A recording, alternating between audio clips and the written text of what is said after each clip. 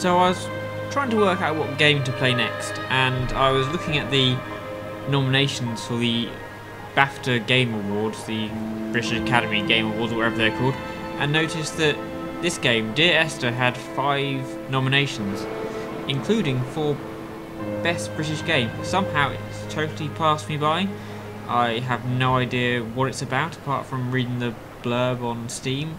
I've not played it. This is the first time I've opened it. I'm not seeing anyone else play it, so this is completely new to me, and it was just because of the BAFTA nominations that I decided to play it, and well, let's go. I guess I start at chapter 1.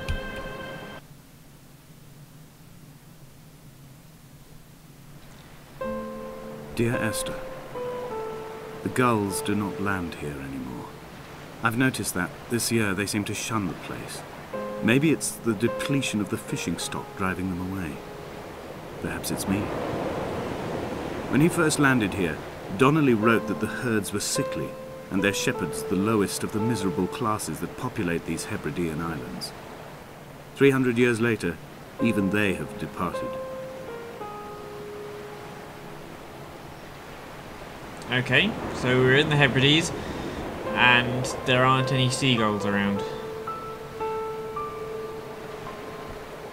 Oh, it's very bleak, it's very Scottish, very Hebridean, it's beautiful. Where am I going? Okay, so we have a lighthouse. Old, falling down lighthouse. Very eerie. Oh, torch, I've got a torch. That's good. Oh. Oh dear.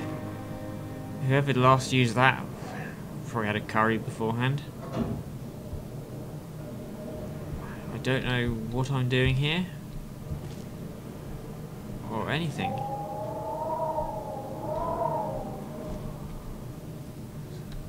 Someone's been using the sink as well, rather than just the toilet. Nice table, lanterns, or it's all seen better days. Okay, so I can't get up there. Can I jump? No.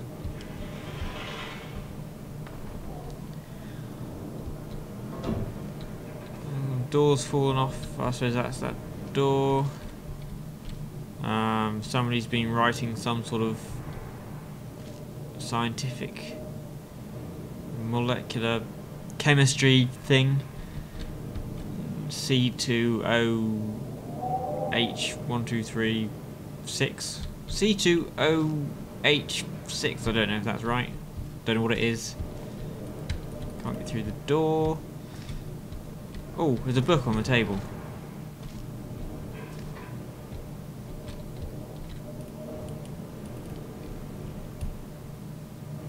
Zoom in. A Hebridean history.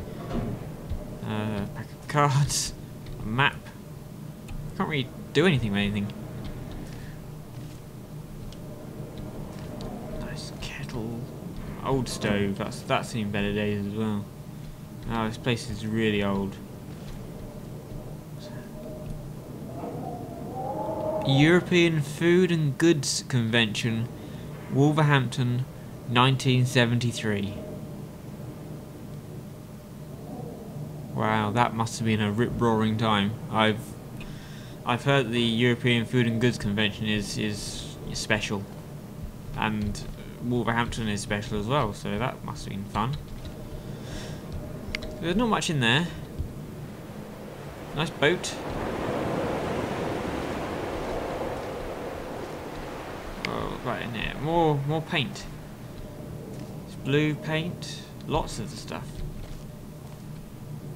Old boiler.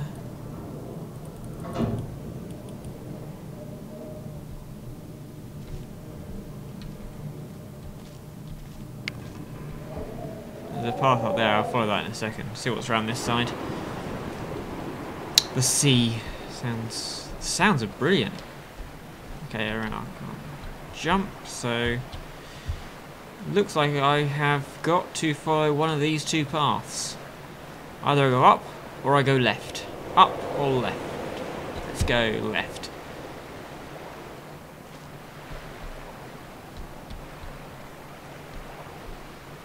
Is that the paint? Is there paint going this way? Or is that just the texture on the ground? Almost looks like footprints. And let's carry on along this path. Out to sea. So beautifully bleak. Oh, got a beach.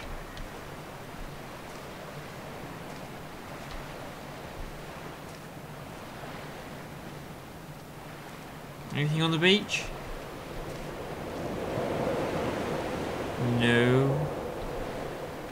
Deserted beach. What's that out there? Some sort of red flashing light on top of a pylon? Maybe I should have gone up rather than left. Well, I can't go up there. Driftwood. Lobster pot.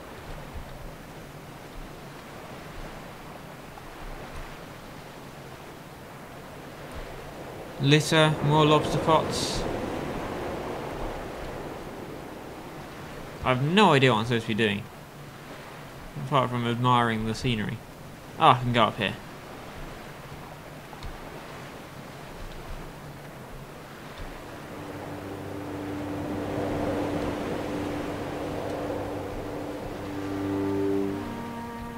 When you were born, your mother told me, a hush fell over the delivery room. A great red birthmark covered the left side of your face. No one knew what to say, so you cried to fill the vacuum. I always admired you for that you cried to fill whatever vacuum you found. I began to manufacture vacuums just to enable you to deploy your talent. The birthmark faded by the time you were 6 and had gone completely by the time we met, but your fascination with the empty and its cure remained. When I was listening to that, I thought he meant he started manufacturing vacuum cleaners, but I imagine there was a more poignant he stopped talking to allow me to speak kind of thing, rather than he started making Henry Hoovers. Wow, this is weird. Look at that spray coming in off the ocean. Oh, I could go round. Maybe I should have gone round. I mean, the music started when I got a bit more narration, so I'm going in the right direction. So he's talking about me. Oh, he knows me. I was a child with a red birthmark, and I used to cry in a vacuum. And he used to make vacuum cleaners to enable me to cry more. That's all I know so far. It's nice rocky outcrops.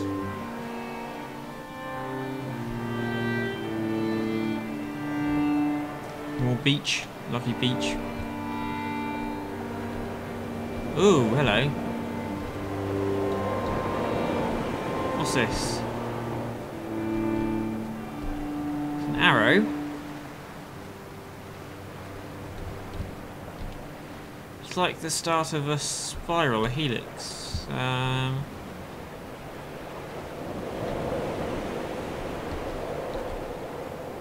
Okay. Let's follow it. It's pointing this way. I'll remember that's there. These footprints?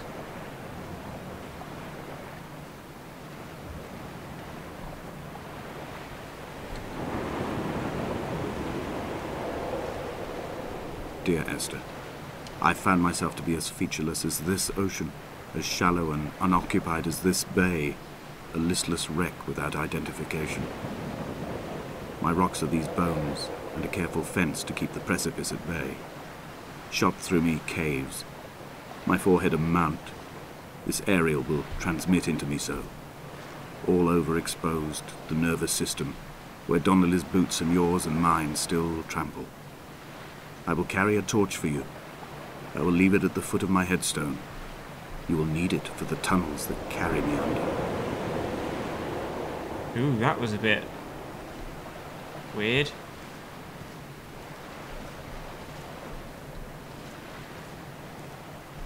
So am I writing some sort of poem to Esther? I'm obviously... Am I the narrator? Is that me? Oh. How did a car door get onto an old, deserted Hebridean island? It doesn't seem like it's inhabited. And the other car door. 2 wheels and 2 car doors. You going round? Can't go up there. Can I? No, it's pretty much as far along here as I can get.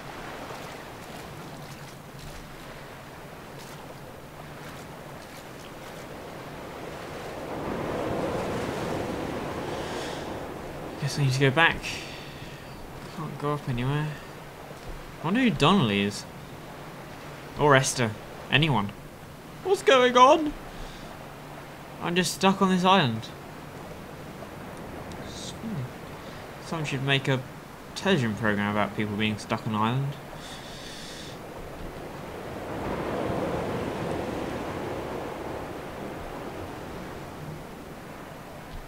Alright, I'm going back. I'm going to go back up those stairs, I think.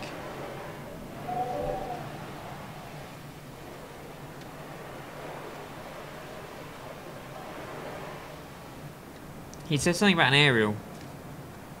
Maybe I should make my way there.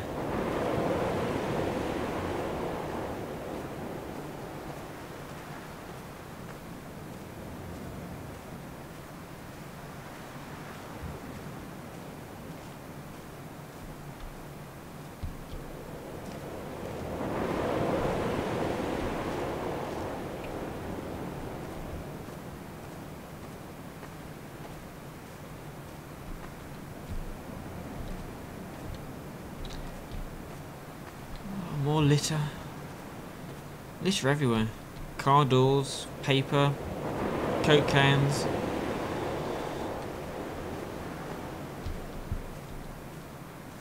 A wonderful sight. The moon cresting the junction between the cliff path and the stone circle. It cast a shadow of the ridge across the beach, all the world as if you had signed your name in untidy handwriting. Where's it? Okay. A moon and a stone circle. I can't see a stone circle or the moon.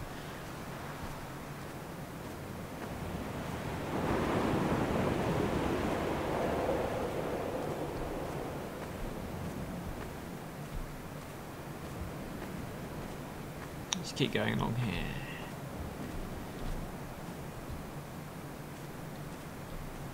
Don't know if I'm going anywhere in particular. Can I get out there? Oh, I'm going in the right direction because I've got some music now. When someone had died or was dying, or was so ill they gave up what little hope they could sacrifice, they cut parallel lines into the cliff, exposing the white chalk beneath. You could see them from the mainland or the fishing boat, and know to send aid or impose a cordon of protection, and wait a generation until whatever pestilence stalked the cliff paths died along with its hosts. My lines are just for this, to keep any would-be rescuers at bay. The infection is not simply of the flesh. Okay, I get the impression that this narrator guy is suffering from some sort of mental illness. He seems quite depressed. Doesn't want anyone to come and rescue him. I presume those are the white lines that he means, those kind of scrapes in the cliff. Oh, there's a stone circle.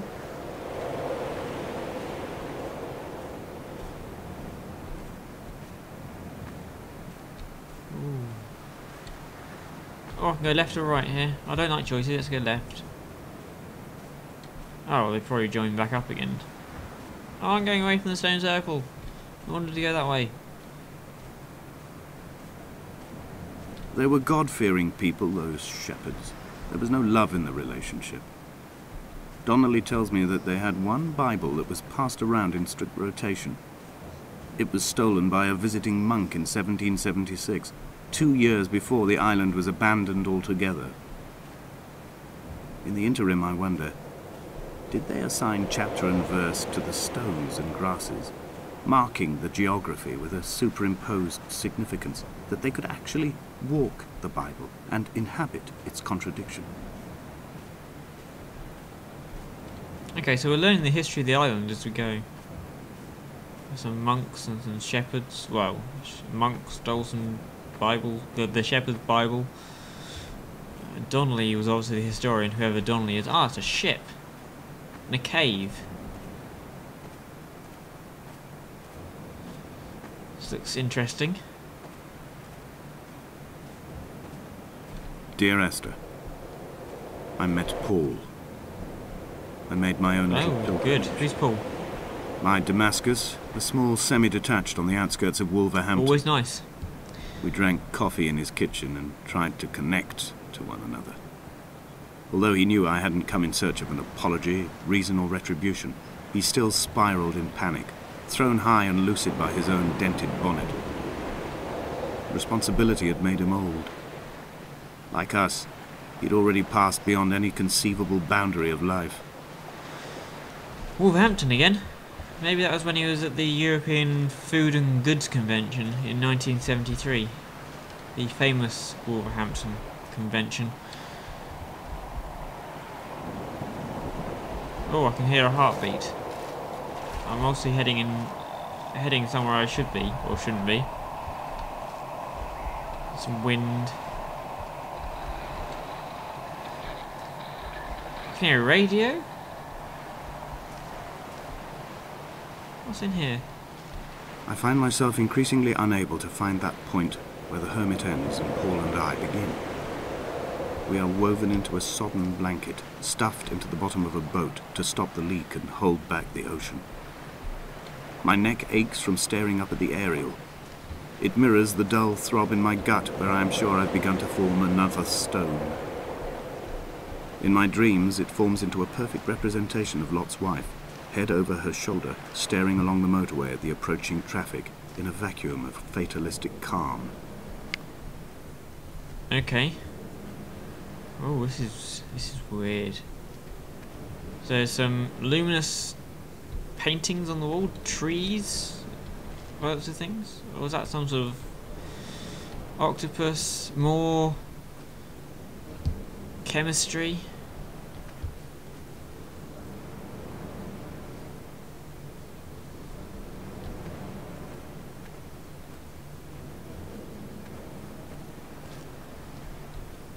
Paint. Some bones. What makeup paint have we got here? No, it's not Dulux. It's not good enough. So there's nothing in the cave. Apart from some paintings. Wolverhampton seems to be...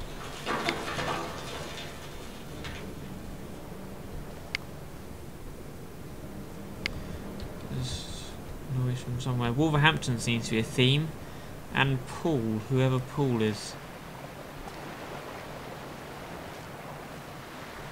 So I started off there at that lighthouse.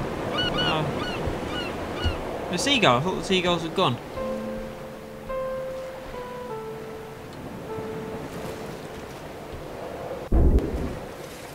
Okay, I can swim by pressing Q. Okay,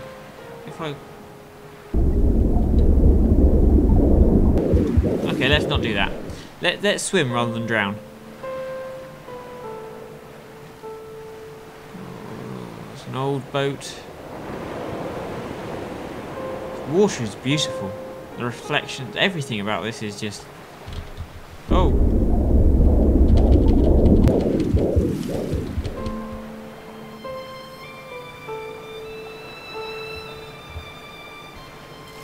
I don't know what happened.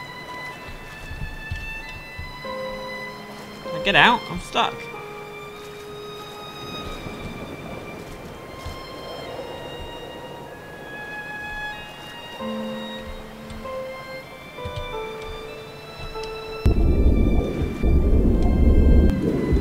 Okay, I can't go there.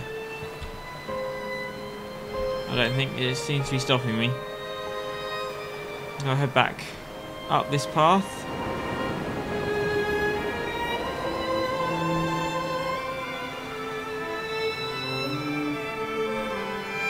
Keep swimming.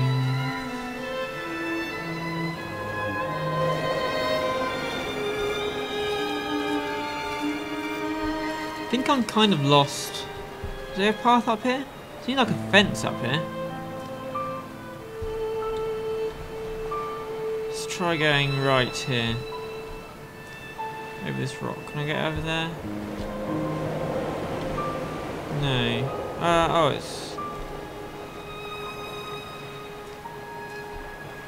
There's a bit of scrambling. There it is. The path. A path. If it's the right path, I do not know. But let us see. That thing is too obvious to not check out. So that's where I'm going.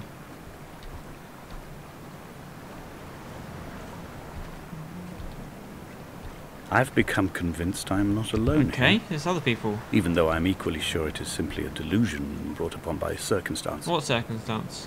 I do not, for instance, remember where I found the candles, or why I took it upon myself to light such a strange pathway. Candles? Perhaps it is only for those who are bound to follow. What candles have I got and what pathway have I lit?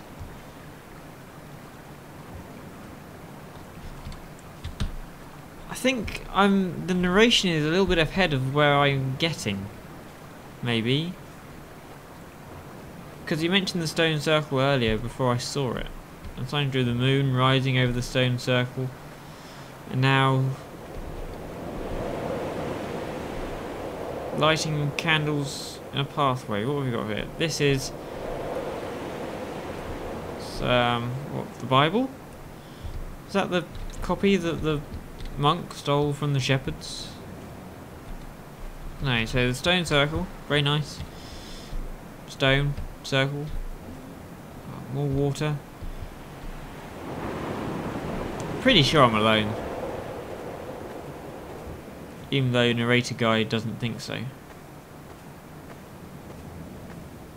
don't quite get what's going on or who the narrator guy is. Is he me?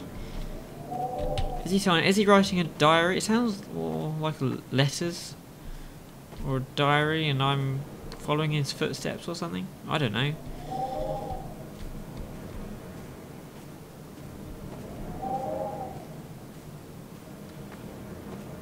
Oh. If I go down there, I don't think I'm coming back.